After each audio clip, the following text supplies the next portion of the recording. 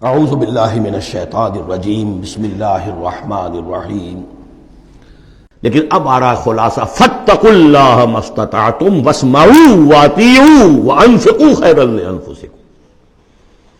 اللہ کا تقوی اختیار حد امکان تک، اور سنو اور اطاعت کرو، سنو اور اطاعت کرو۔ اطیعوا الرسول تو پہلے آ چکا تھا، یہاں یہ کیوں کہا گیا؟ سوچا کبھی آپ نے؟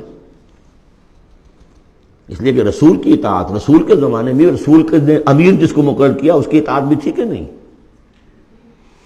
من اطاعنی فقد اطاع اللہ ومن عصانی فقد عصى اللہ ومن اطاع امیری فقد اطاعنی ومن عصى امیری فقد عصانی۔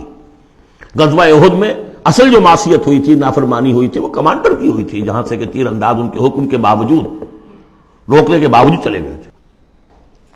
کیسے سزا دی اللہ نے؟ پھر حضور کے زمانے میں تو حضور تھے، آئندہ کون ہوں گے؟ کوئی اللہ کا بندہ ہوگا جو پھر کھڑا ہو، من انصاری اللہ، جو دین کا ہی کام کرنے کے لیے داعی کھڑے ہوئے ہیں، دعوتیں ہیں، اصل بندہ شہید کھڑے ہوئے، مولانا مودودی کھڑے ہوئے، مولانا الیاس صاحب کھڑے ہوئے، پچھلی صدیوں میں سید احمد بریلوی کھڑے ہوئے، لوگ کھڑے ہوتے رہیں گے۔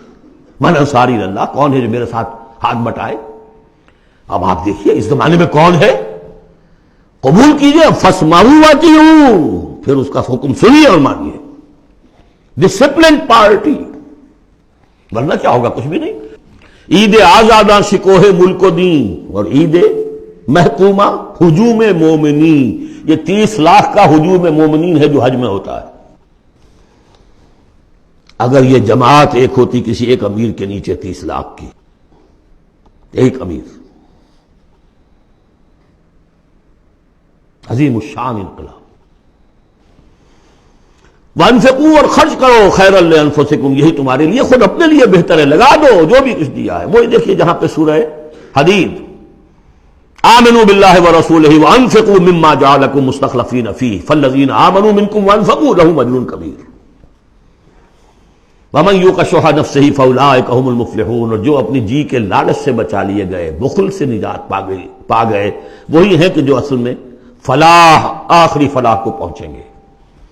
ان تقرضوا اللہ قرضا حسنا، اگر تم اللہ کو قرض حسن دو، یضاعف لکم، وہ تو اس کو تمہارے لیے دگنا کرے گا، چوگنا کرے گا، 700 گنا کرے گا۔ فیغفر لکم، اور تمہیں بخش دے گا۔ واللہ شکور حلیم، اللہ شکور بھی ہے، حلیم بھی ہے۔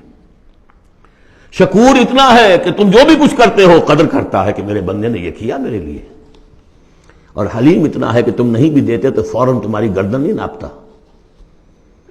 حلیم الطبع ہے۔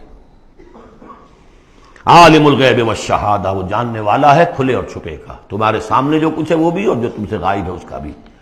العزیز الحکیم، یہ وہ صورت تھی جس کے شروع میں العزیز الحکیم نہیں آیا تھا، یہاں اختتام پر آ گیا۔ وہ العزیز ہے، الحکیم۔ صدق اللہ العظیم۔